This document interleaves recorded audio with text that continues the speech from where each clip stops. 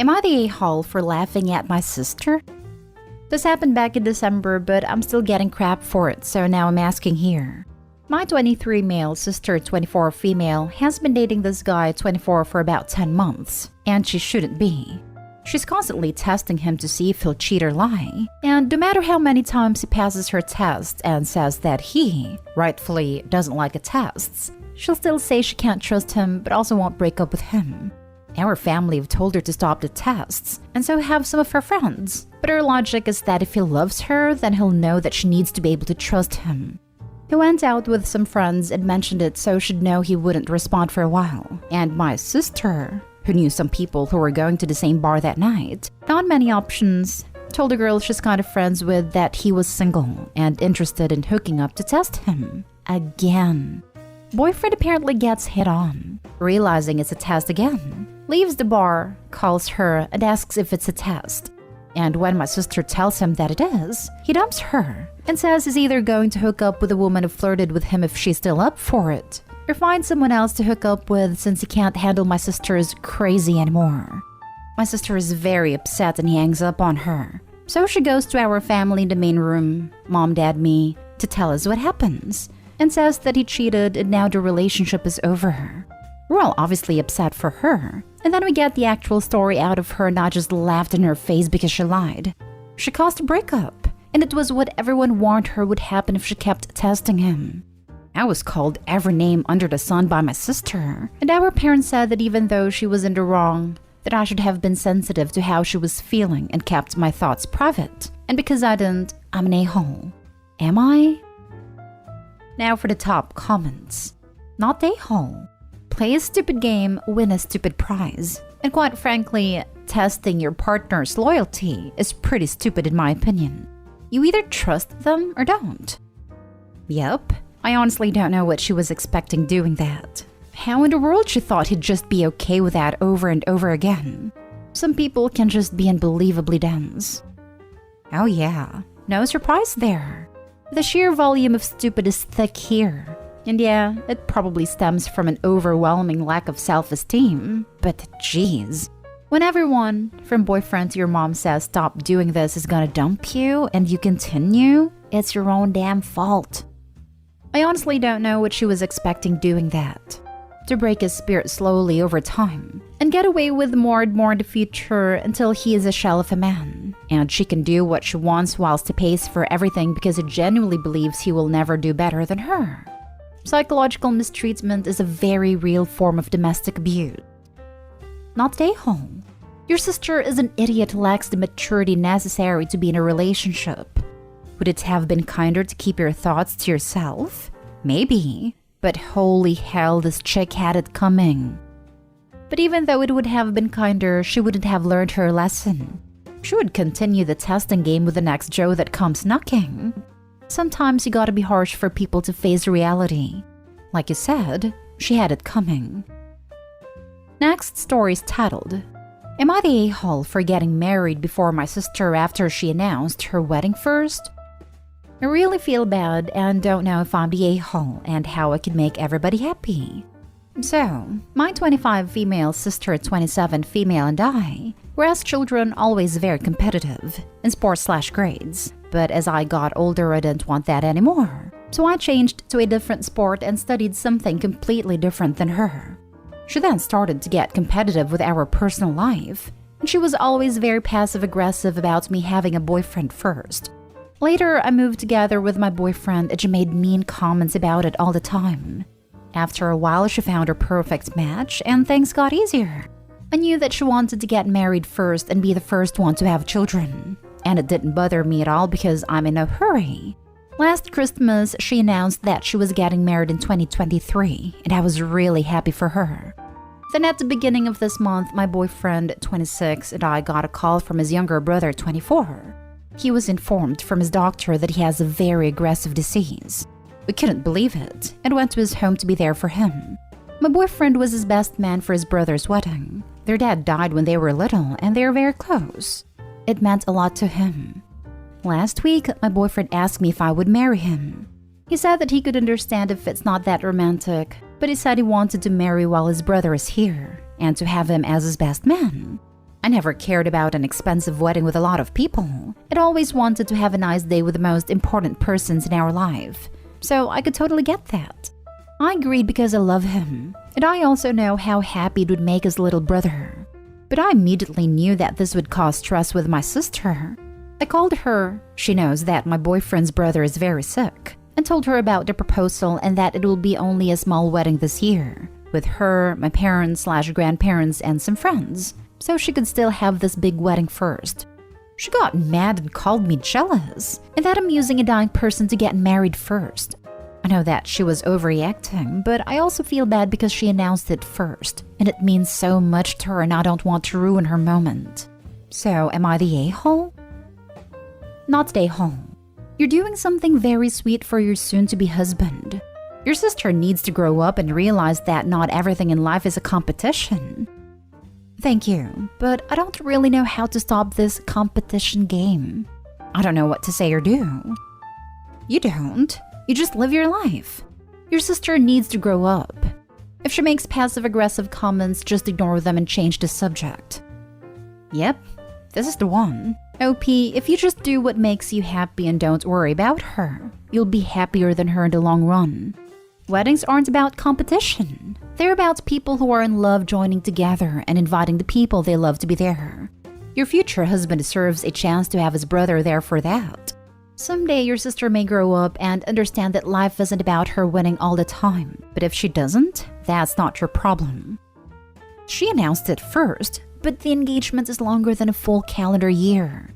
Not even taking the young man's mortality into account, it's an a-hole move to just expect that his sister should put her life on hold because someone called dibs on getting married first. If it's any consolation, she'll probably beat you to divorce court. She can beat the OP for the number of weddings and husbands too. But first, she needs to be the first who gets a divorce. Not stay home.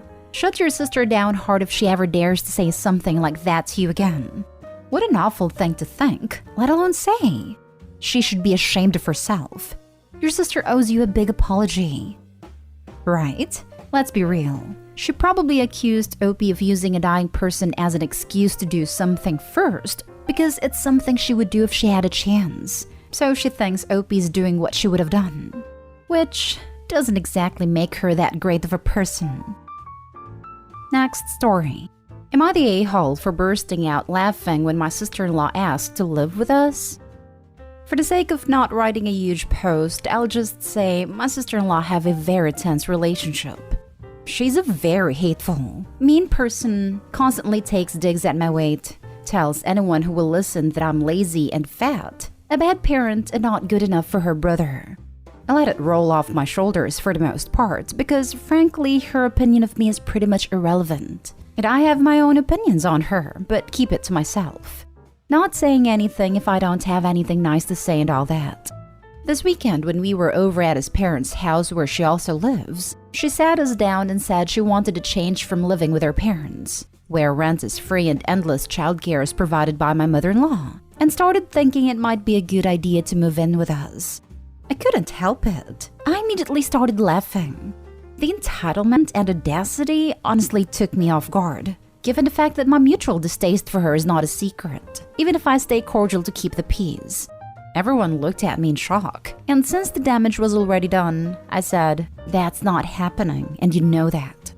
Since she's the person she is, she immediately started her verbal attack, pointing out all of my flaws and classy things like that. Why not behave that way in front of the kids? I gathered up my kids without another word and waited in the car for my husband. I could tell he was kind of mad, and he later told me I should have just let him handle it because he would have obviously said no as well. I would be lying if I said I had regrets. The only thing I wish hadn't happened is exposing the kids to that behavior. I don't know though. Maybe that was an a-hole response, so I'm here to ask. Am I the a-hole? Now for the top comments. Not the a-hole. God, it was so satisfying to read about somebody reacting like that to a bully. It wasn't the most diplomatic response, but I think it was a long time coming. So satisfying. OP, I want to kiss you on your fat, lazy guts. Your spineless husband, who repeatedly allows his aggressive sister to insult you, that too in front of your children. Is angry because you laughed? So basically, his approach is that his sister is constant demeaning. Insult, personal attacks are okay, but for his wife to laugh in self-defense is infuriating. You might need to stop being nice and take a much sterner stance on disrespect with your husband. Agreed. Sister-in-law shouldn't have so many opportunities to be insulting if husband were doing his part properly. This, not stay home. Might be time to discuss respect with your husband. Good for you, standing up for yourself. Never feel like you are the a-hole for demanding the same respect you give others. I don't know about where you live, but where I live, mistreating someone, especially a parent, in front of children is considered a form of child abuse. Your husband should be standing by you in this. Your reaction wasn't that bad. You didn't react physically when mistreated in front of your children, and I know plenty of people that would have. Good luck in helping your husband realize where his loyalties should lie. Not stay home. Obviously, sister-in-law is, but your husband freaking sucks too. Why is he bringing his wife and kids around this person? If my sister spoke to my spouse like that, even once, she'd be right out of my life.